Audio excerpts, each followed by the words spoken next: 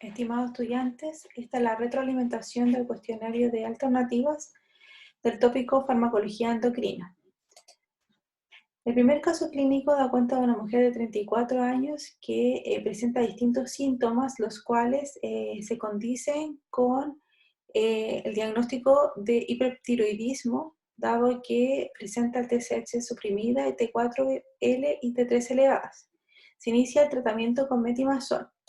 La primera pregunta es, ¿cuál es el mecanismo de acción del metimazol? La respuesta correcta dentro de las alternativas propuestas es la inhibición de la iodación de los residuos de tirosina, especialmente porque el metimazol es capaz entonces de inhibir competitivamente a la peroxidasa tiroidea. De esta forma, inhibe la organificación y el acoplamiento de las hormonas para poder entonces posteriormente ser secretadas. La 2, ¿en qué caso, en el caso de haber utilizado propiltiouracilo, cuál sería la ventaja de usar este fármaco? En las alternativas propuestas, principalmente es porque inhibe la conversión periférica de T4 a T3. Y ustedes lo pueden ver sencillamente en este esquema que se encuentra en el libro Golan, donde además de impedir la organificación y el acoplamiento de las hormonas, es capaz entonces de inhibir la conversión periférica a diferencia del metimazol. Luego se indica que el tratamiento con metimazol a dosis altas y se realiza controles cada 4-6 semanas disminuyendo la dosis de forma progresiva y una vez alcanzado el estado eutiroideo. Se mantiene 12 a 18 meses a dosis mínima eficaz. A los 3 años de finalizar el tratamiento se produce una recidiva de la enfermedad. En esta oportunidad se decide realizar cirugía de extracción de la glándula, donde previamente se indica yoduro o solución de Lugol. La pregunta 3. ¿Cuál es la importancia de indicar yoduro antes de la cirugía? La respuesta correcta es, dentro de las alternativas propuestas, el que reduce el tamaño y vascularización de la glándula. Y esto específicamente es porque genera una retroalimentación negativa en la glándula, lo que lleva a disminuir la síntesis de hormona o que disminuye la producción de hormonas para poder entonces ser liberada, en este caso para facilitar entonces la extracción de la glándula. La 4. Posterior a la cirugía, la paciente recibió yodo radioactivo. ¿Cuál es el mecanismo de acción por el cual ejerce su efecto? La respuesta correcta es que induce la necrosis de las células foliculares, específicamente porque el yodo es captado en forma selectiva por estas células y de esta forma genera un evento radioactivo a través de beta, de ondas beta tóxicas que generan entonces el daño de la célula y lo que provoca finalmente la muerte de estas por necrosis.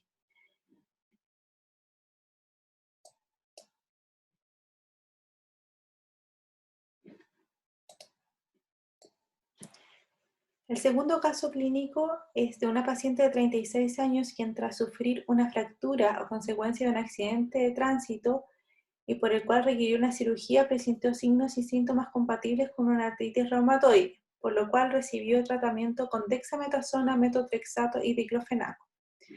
La pregunta 5 dice, en situaciones como la descrita es preferible usar un corticoide sintético en vez de hidrocortisona, que es de origen natural, porque el primero presenta, dentro de las alternativas correctas, la correcta es menor retención de sodio y agua, y esto especialmente para diversos tipos de glucocorticoides. Y estos se van a diferenciar en la potencia antiinflamatoria y en la capacidad de retener sodio. En el caso de la hidrocortisona, que siempre como es la natural, se considera como el patrón de comparación, vemos que la potencia antiinflamatoria corresponde a 1 y la retención de sodio también corresponde a 1. Esto da cuenta de que tiene una actividad glucocorticoide y mineralocorticoide.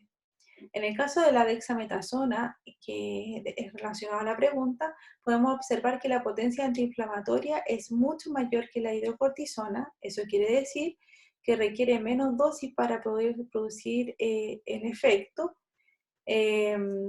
mismo efecto. Sin embargo, no posee actividad mineralocorticoide. Por tanto, produce menor retención de sodio y agua. ¿Cuál de los siguientes efectos farmacológicos explica en parte el mecanismo antiinflamatorio de dexametasona? Aquí es importante recalcar que los glucocorticoides actúan como agonistas de receptores nucleares, los cuales provocan el aumento de la transcripción de genes o la represión de genes. En el caso de genes antiinflamatorios, aumenta la expresión y por eso es que la alternativa correcta es aumentar la expresión de MKP1 y anexina 1, que son agentes antiinflamatorios. Estos aumentan por la acción de un glucocorticoide. Sin embargo, las citoquinas inflamatorias se ven reducidas en su expresión debido a la represión transcripcional de estos agentes. La 7, luego de 6 meses recibiendo dexametasona, ¿cuál de los siguientes valores podría encontrarse alterados en la paciente? La respuesta correcta es la glucosa. Y esto principalmente está dado por el mecanismo que genera el alza de cortisol o el aumento de cortisol, que está relacionado principalmente con el estrés. Y uno de esos mecanismos es cuando existen niveles bajos de glucosa. Por tanto, el cortisol se encarga a través de la acción glucocorticoide de aumentar la glicemia. Ahora, esta es un efecto fisiológico y frente a un proceso de estrés. Sin embargo, cuando se utilizan glucocorticoides en el tiempo, este efecto se ve generado por el glucocorticoide exógeno y además aumenta la resistencia a la insulina, aumenta la grasa abdominal y la redistribución de grasas por causa de la acción glucocorticoide. E incluso se puede desencadenar osteoporosis. La 8, dado que se logró remisión de su artritis, el médico tratante decidió suspender la dexametasona disminuyendo gradualmente la dosis. El objetivo de suspender dexametasona de manera gradual es: dentro de las alternativas propuestas, la correcta es prevenir la aparición de una insuficiencia suprarrenal aguda. Y esto es debido a que al estar crónicamente siendo administrado un glucocorticoide, se genera un feedback negativo en el hipotálamo, en la adenohipófisis y la corteza suprarrenal, que lo mantiene inhibido. De esta forma, se generan todos los efectos farmacológicos relacionados al uso de un glucocorticoide. El problema de la retirada abrupta de un glucocorticoide es que esta inhibición se mantiene. De esta forma no existe entonces la liberación de hormonas necesarias entonces para abordar los procesos de estrés normales y fisiológicos de nuestro organismo. Es por ello que se requiere y se sugiere la retirada del glucocorticoide de una forma gradual y paulatina para que se restituyan en forma gradual y paulatina, para la redundancia, los niveles de CRH, ACTH y finalmente de cortisol. En la 9, sin embargo, la paciente no siguió la recomendación de su médico y suspendió súbitamente la dexametasona. Una noche requirió ser trasladada al servicio de urgencia, donde lo encontraron hipoglicemia, hiponatremia e hiperpotasemia, además de presión arterial elevada, signos de deshidratación. Aparte de la reposición hidroelectrolítica, la paciente fue tratada con cortisol. Pero para complementar y asegurar la homeostasis hidroelectrolítica se debió utilizar otro fármaco. ¿Cuál de los siguientes es el más adecuado? Aquí la alternativa correcta es la fludrocortisona, que es el único que tiene actividad mineralocorticoide exclusiva comparado con los que vienen. En este caso, la prednisona y betametasona Su utilización terapéutica es por su acción glucocorticoide, y la espironolactona es un fármaco que actúa a otro nivel y que solamente ve afectado, influenciaría en su mecanismo de ahorrador de potasio. Por tanto, este sería la alternativa correcta.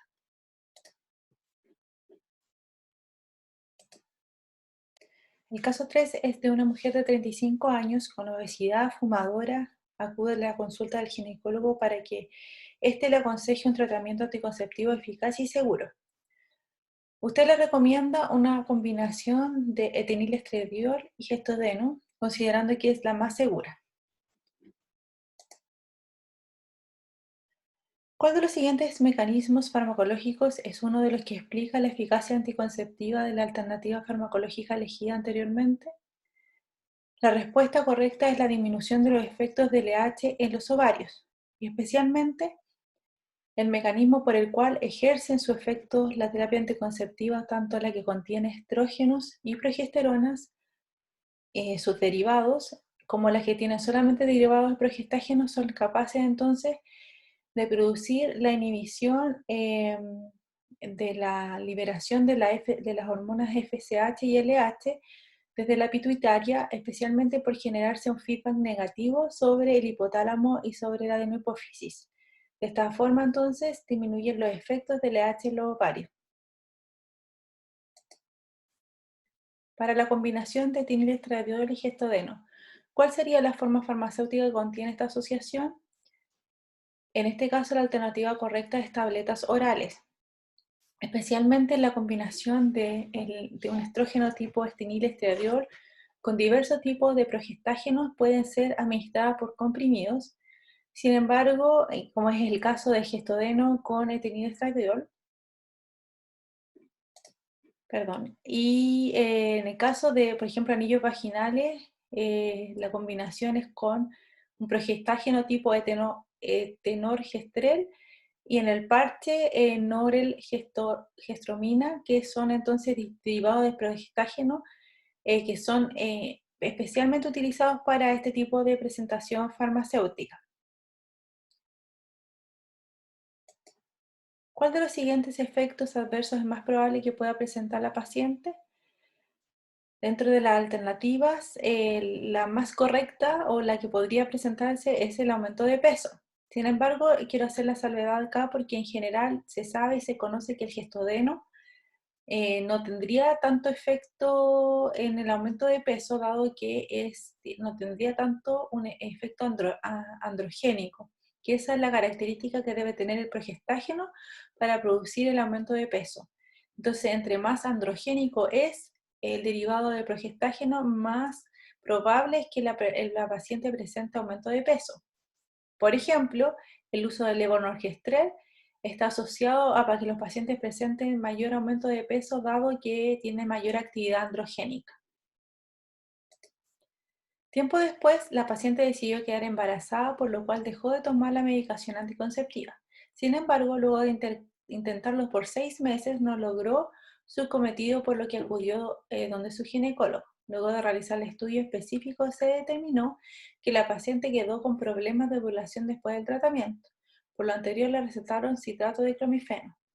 Antes de proseguir, aquí se hace esta salvedad de que la paciente quedó con problemas de ovulación. Básicamente, existe harta discrepancia acerca del efecto de los anticonceptivos y la pérdida de la fertilidad, por lo que se han considerado siempre como bastante seguro, y que la probabilidad de producir alteraciones crónicas en la ovulación es bastante discutida. Así que para que no se queden con la idea de que siempre se producen estas anomalías. Esto para aclarar un poco el caso clínico. Generalmente los problemas de ovulación que se presentan en la mujer están dados por el síndrome de ovario poliquístico, que genera entonces estos aumentos excesivos de estrógenos que generan una inhibición constante de la secreción de LH y FSH, alterando entonces el sistema endocrino. La 13. ¿Cuál de los siguientes efectos farmacológicos explica la utilidad del fármaco? del clomifeno, la respuesta correcta es que promueve la síntesis de la hormona luteinizante. Y esto lo hace a través de la restitución de la actividad de la adenohipófisis. ¿Eso qué quiere decir? Que son antagonistas de los receptores de estrógeno a nivel de la hipófisis, lo cual lleva a que se antagonice la inhibición provocada por el exceso de estrógenos por una patología asociada como el síndrome de ovario poliquístico. De esta forma, aumenta la FSH y la LH y son capaces entonces de generar una estimulación ovárica para la producción de un ovocito. Y también tiene distintos efectos también a nivel del endometrio. ¿Cuál es el principal efecto adverso del clomifeno? Bueno, tiene distintos efectos adversos, pero dentro de las alternativas, la que es correcta es la hiperestimulación ovárica. Eso quiere decir que puede provocar la liberación de más de un ovocito que puede ser fecundado. De esta forma pueden haber embarazos múltiples o gemelares que están dados por esta hiperestimulación inducida por el clomifeno. Años más tarde acude donde su médico por palparse un nódulo en la mama izquierda. En la exploración se palpó en la unión de los cuadrantes superior de la mama derecha un nódulo sin adenopatías. La biopsia se detecta carcinoma infiltrante ductal con la positividad de HER2, estrógeno y progesterona. De receptores de estrógeno y progesterona. Luego de la cirugía, del tratamiento farmacológico para el cáncer de mama se inicia al final con terapia hormonal con tamoxifeno. ¿Cuál es el mecanismo de acción del tamoxifeno que es útil en el tratamiento de la paciente? Es si es capaz de modular selectivamente los receptores de estrógeno. ¿Y esto qué quiere decir? Que se comporta como agonista y antagonista de receptores de estrógeno dependiendo del órgano. En el caso de la mama, es un antagonista de receptores de estrógeno mamario y por eso desencadena entonces una disminución o una inhibición de la proliferación celular, ya que está esta proliferación gatillada por la sobreexpresión de receptores de estrógeno. En el caso del tamoxifeno a nivel del endometrio, a nivel del útero, es capaz entonces de actuar como agonista y esto lleva entonces al aumentar la transcripción de genes que promueven la proliferación de las células endometriales. Y esto lleva entonces a incrementar el riesgo de cáncer endometrial. Entonces tiene efectos positivos que puede reducir el riesgo de cáncer de mamas. Además se ha descrito que produce un efecto en la disminución del colesterol LDL, además de fortalecer los huesos. Sin embargo, tiene incrementado el riesgo de cáncer de útero. ¿Cuál de los siguientes fármacos puede ser útil como complemento al tamoxifeno? Dentro de las alternativas, la correcta es el letrozol, debido a que el letrozol es un inhibidor de la enzima aromatasa. De esta forma, al inhibir la aromatasa, es incapaz de la testosterona de convertirse en estradiol, y de esta forma, al no haber estradiol, no es capaz de ser activado el receptor de estrógeno. Entonces, disminuye la actividad y, por tanto, los efectos gatillados por los estrógenos en este sentido, como la proliferación celular. El raloxifeno es un modulador selectivo de estrógenos que actúa principalmente con una acción positiva a nivel del hueso. La flutamida es un antagonista androgénico que es muy útil en cáncer de próstata y la mifepristona es un antagonista de progesterona que tiene actividad abortiva. Finalmente, el último caso clínico es de una mujer de 65 años que acude a urgencias por presentar un dolor agudo en la zona lumbar, luego de haber levantado una caja en su trabajo. No hay disfunción motora evidente en extremidades inferiores. Los exámenes radiográficos indican una fractura en L3 y una densitometría ósea de menos 3,5, que es indicativa de osteoporosis. Dado que la incapacidad funcional es leve, le indican reposo, ejercicio, calcio, ergocalciferol y alendronato. La pregunta 17 dice lo siguiente: ¿cuál de las siguientes acciones es parte de los efectos beneficiosos del ergocalciferol en la terapia de la paciente? Aquí la respuesta correcta es que promueve la absorción de calcio en el duodeno como efecto primordial de la acción de este agente. Cabe destacar que tanto a nivel exógeno, en este caso de la producción a través de la radiación UV o a través de la alimentación, promueven entonces el metabolismo de la vitamina D3 o D2 que lleva a la generación de calcifediol y posteriormente a nivel renal de calcitriol, que es la forma activa de la vitamina D. Dentro del efecto más importante es el aumentar la absorción de calcio en el intestino y los riñones. Además, aumenta la mineralización de los huesos e inhibe la proliferación y angiogénesis de los tumores. La 18. La paciente debió interrumpir por un tiempo la terapia asignada para su condición osteoporótica, debido a efectos adversos asociados a dicho tratamiento. ¿Cuáles de las siguientes alternativas pudo ser una causa de la interrupción de la terapia? Aquí la alternativa correcta es la ulceración esofágica, que todos los bifosfonatos son capaces de producir. Y en esta tabla se muestra el efecto adverso, cómo se magnifica de acuerdo al aumento de la dosis. Entre más elevada la dosis, más se produce este evento a nivel del gastrointestinal superior. Aquí es muy importante hacer notar de que la osteonecrosis mandibular, que es también característica de los bifosfonatos, es un evento poco frecuente y que se da más con agentes de mayor potencia como el soledronato. Aquí está, hay un error. Soledronato que es uno de los más potentes de la gama de los bifosfonatos. La 19, ¿cuál es el mecanismo de acción del alendronato? La respuesta correcta es inhibir la actividad resortiva de los osteoclastos. Esto quiere decir que lo hace de dos formas. ¿Y por qué? Porque el alendronato o los bifosfonatos en general son capaces de interferir en la vía del mevalonato, derivada del colesterol, que genera mediadores o intermediarios necesarios para la prenilación de proteínas, que es una modificación post-transduccional de las proteínas, principalmente de las GTPasas pequeñas, que necesitan esta modificación para poder anclarse a la membrana plasmática. Como no puede ocurrir eso, existe esta depresión de esta modificación post-traduccional, el osteoclasto pierde su función y también es incapaz de sobrevivir dada esta pérdida. Y es por eso que inhibe la actividad resortiva de los osteoclastos. Finalmente se utilizó una terapia combinada, con un fármaco que detiene el recambio patológico óseo y una que aumenta la generación de hueso. ¿Cuál de los siguientes fármacos induce osteogénesis? Dentro de todas las gamas de fármacos que se utilizan en la osteoporosis, el único que produce ese efecto es la tiraparatida.